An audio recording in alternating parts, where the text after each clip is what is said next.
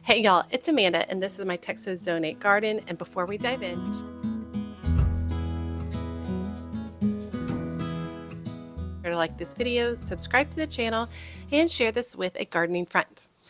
Okay, so today is going to be a little bit like a day in a life. We have three little projects that we're working on together. I'm going to show y'all a quick and easy recipe for a roasted veggie dip utilizing eggplants and peppers from my garden. I'm also going to replant the vintage urns in the back, and we're going to do a little flower arranging. So let's get started. Okay, so we're going to be making a roasted veggie dip, and this is mainly, it's not necessarily a recipe, it's mainly just a technique. So I'm starting with a Black Beauty eggplant that I grew in my own garden, and cutting off the tips of them and just giving them a rough chop and putting them in an oven ready dish. A head of garlic, I'm going to cut off the very top of it just to kind of open it up, and then I'll nestle that down amongst the eggplant in here. Now you can use any sort of vegetables that you want. This is just what I had on hand. This is a cayenne pepper from my garden as well, and I'm leaving the seeds in to make it hotter. These are a bunch of seedless bell peppers. I did purchase these, and I don't have to clean out the inside, just cutting off the tops and tossing them in, as well as this is Cubanelle pepper and a single bell pepper that I pulled from the garden as well, and I did have to devein the inside of these and then toss those into the pan as well. But this is really just about a technique. So I've got all these veggies in this roasting pan. I'm adding some olive oil and then some seasonings of my choice. I've put the names down low and the left. I really just kind of grab things that I like and toss it in, so you can flavor this however you want. I like mine a little bit spicy, so there's definitely a lot of red chili flakes, and then covered it with tin foil and put it in the oven at 350 for 40 minutes. All right, I grew the tickled pink petunia from seed, and I will totally do it again. I loved it. I thought it was great.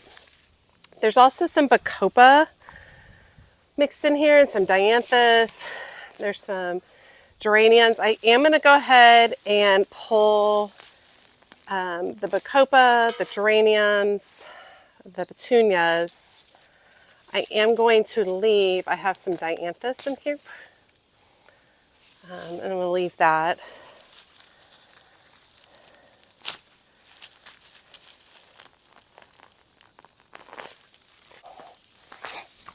The bacopa actually did better than I thought. I grew the bacopa from seed as well. I'm surprised it has lasted this long because it doesn't love the heat. It's done pretty nice though.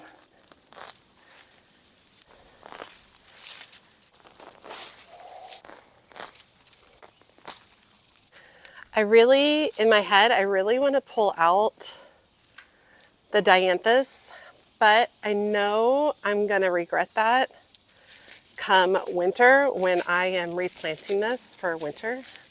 I'm going to wish I had that dianthus in there because I'm going to wish I had that white color. So I'm going to try to leave it. Can't really see the drip irrigation in this one, but I know it's in there, and I mean, this thing is still alive, so obviously it's still working. All right, so in the center of these, I have Eugenia topiaries that I bought from Home Depot this year. They are great, inexpensive little topiaries, and they love the heat and they love the sun.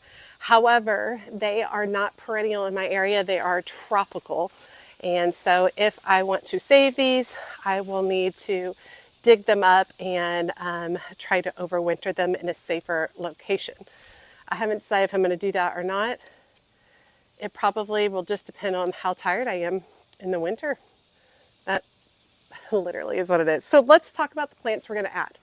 Okay, each one is going to get a diamond frost euphorbia with the hopes that it will spill over. And as I'm planting these, I'll talk to you about all the specifics of each of these plants. All the plants I got today are from Green Acres, and then I also grew some from seed. These are from Green Acres. All right, each of the containers is going to get 2 yellow purslane. This is one of my favorite go-to summer annuals for color. And then finally, they're each going to get several Cora Mix Cascading Vinca that I grew from seed. And you can see these have a draping habit, and they will drape down the side. That's definitely what I really like for my containers. Diamond Frost Euphorbia is a delicate-looking airy plant with tiny white flowers that bloom non-stop.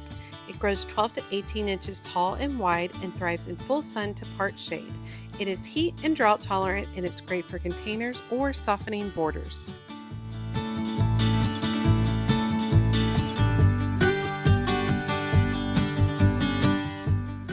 Yellow purslane is a low-growing and succulent-like plant that produces cheerful yellow blooms that open in full sun. It grows 4 to 8 inches tall and spreads 12 to 18 inches wide. Hardy in zones 10 and 11 and ideal for hot, dry spots or container edging.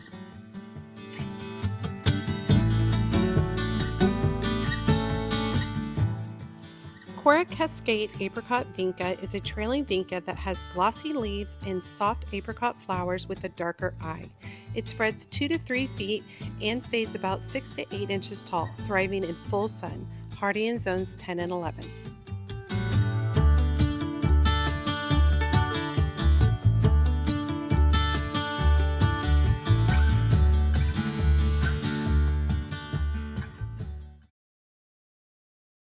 Okay, looks pretty.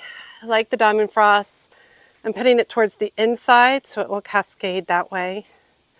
And the purslane will cascade, and the Cora Cascading Vinca will cascade. I think I should put one more right there, one more Vinca.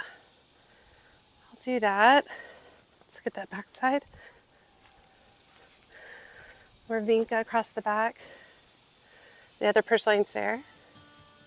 So let me add that other Vinca, and then we'll go over and we'll knock this one out.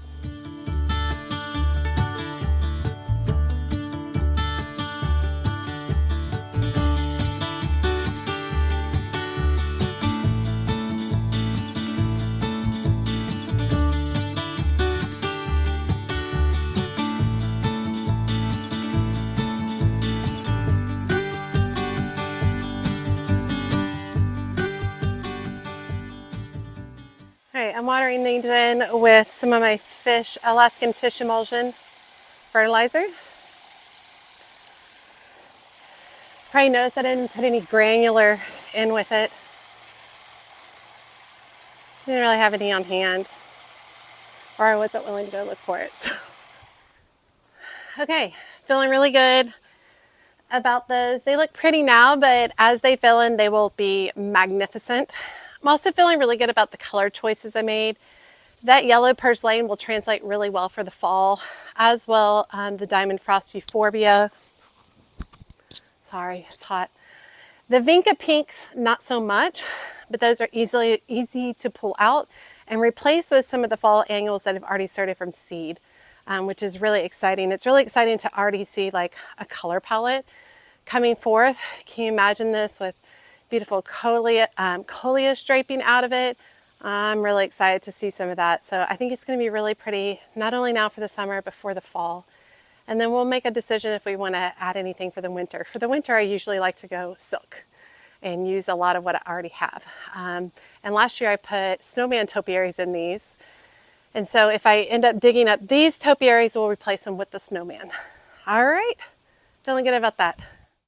Okay, and after that, the veggies are done and roasted, ready to go. So pulled them out, going to put them in a stainless steel bowl so that I can use an immersion blender to blend everything up. I ended up cutting the eggplant into smaller pieces because I just thought that would be easier for the blending. And then here's the garlic bulb, and I'm just kind of using a towel to pop out all of the garlic cloves, and then we'll toss those in as well. And I can't tell you how amazing this smells. And then once those are all in, I made sure to grab the rest of the juices and oil and such that was in the pan from the veggies, because that's good stuff. And then I just used the immersion blender to kind of work through it. It was a little tough at first, but once I started getting really in there to the eggplant, it broke down nice and smooth and beautiful. I was really excited. You can really see the color of the peppers coming through. I added some sour cream just for some creaminess, and then I added in some Parmesan cheese as well, just because I thought that would taste good. Like I said, this is more about technique than anything else, and I just put a lot of things that I like together. Here's some fresh chives, and I put in some fresh parsley as well. I thought having some of the green color was essential because I don't think this was the most attractive looking dip in my opinion. I transferred it all over to another bowl. And then I sprinkled some pan roasted pine nuts on top just for a little crunch with a little bit of olive oil. And then I had some French bread to the side. And all you do is take the French bread and you add some of the dip on it, and it was yummy. I like it better warm as opposed to cold, but the cold tastes pretty good too, especially if you're doing something like carrots with it. Okay, y'all, I am inside and we're going to do a couple of flower arrangements. A couple of the vases, I just want to point out this one. The date on it says 1977 and it was made by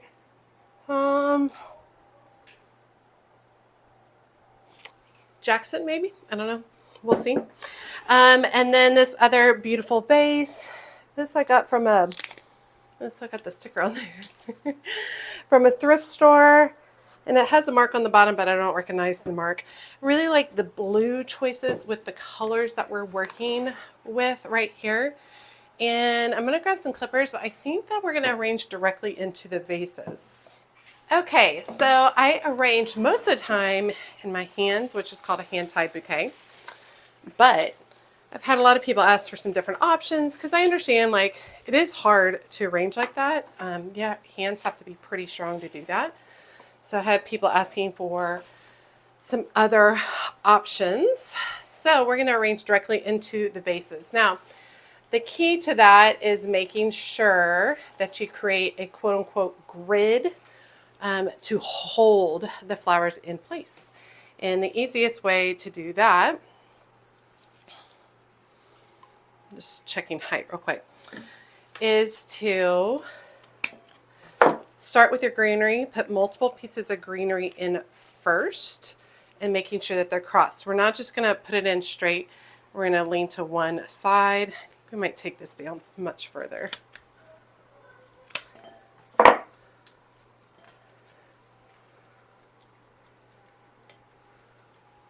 A couple of smaller pieces. That works better. All right, so these are literally going in crossed. And some of my basil is a little bit bruised. And it's actually a little bit picked apart because I pulled a bunch of stems off to use for some pasta I was making the other day. Pulled a bunch of the, not stems, a bunch of the leaves off. So I'm just going to go in and just really focus on putting in the greenery. I'm really focused on this lemon basil first because I think I'm going to save the other basil for the other container. And I like the lemon basil, especially with its kind of taller stems. I think looks really nice. But if you see leaves that you don't like, you can just pull them off. It's no big deal. Don't need to overthink it. That's the deal with flower arranging. Don't overthink it, especially if you're a beginner. Just try some things, all right? See what looks good and what you like and what you don't like. The thing about flowers is you can just pull all these out and start again, no problem. Okay, I'm going to leave the other greenery off to the side. Actually, I think I'll go ahead and green my other one too. Let's go ahead and do that. And typically when I'm making a cut on a stem, I'm making it at an angle, 45-degree angle. Okay, so I put all of one type of basil in first, and now I'm going to go back with this other basil, which is I think this is a Thai basil. All right, got both vases greened. And we're going to keep it pretty simple on these arrangements. I will say my rudbeckia didn't resuscitate itself very well. So a lot of the flowers are kind of meh. And one thing about all this really nice basil foliage is you could just leave it like this and it would look great. All right, so we're going to go ahead and add in some rudbeckia to this vase. This is definitely going to be like a more of a wildflower effect. And I'm putting them in at different angles, and almost every time I'm putting it at an angle. I don't put a lot of them straight up and down. If I put them all straight up and down, they would all just be in the center. So I put the stems in at an angle. Like I said, I'm really not trying to overthink this. Okay, that stem doesn't look as good. Okay, that looks nice. I'm going to put in a few of the shorter zinnias. Remember, my zinnias weren't in the best shape when I harvested them. That's probably a different video. But still, they're pretty. And zinnias have a long base life, so. You notice I'm reclipping and refreshing the end of the stem before I'm inserting. Just opening it up so that the flower can take in water.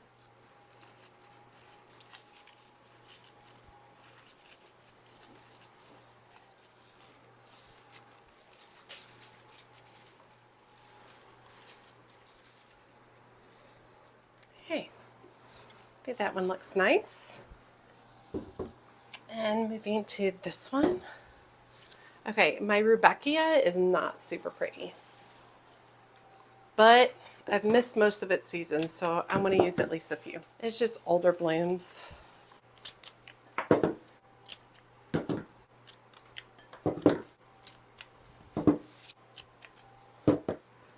Alright, and finally we'll go through and add in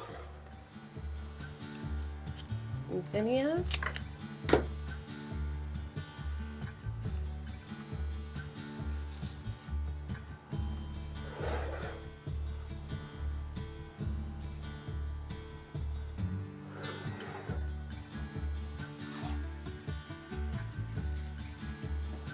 Sweet too, hold on. Let me clear my space.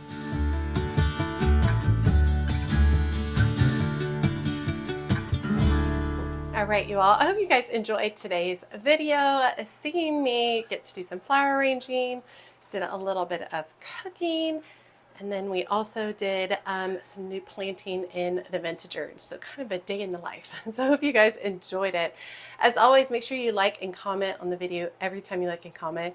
It helps grow the video so much, and it also helps grow my channel so much. And if you are loving these videos, share it with a friend. Let them know to come over and watch She's a Mad Gardener. If you don't enjoy leaving a comment, you can also drop me an emoji below letting me know that you made it to the end of the video and you say hi. And you can check me out in my Patreon community. It is all things She's a Mad Gardener, all things gardening. It's a great group of people. There is a free tier and there are additional paid tiers. The higher up you are in the tiers, the more access you get to exclusive content, including videos only available to the highest tier, as well as group chats and photo sharing as well. The link is in the video description below. As always, she's a mad gardener or a decorator or anything else that she wants to be. Thanks, y'all.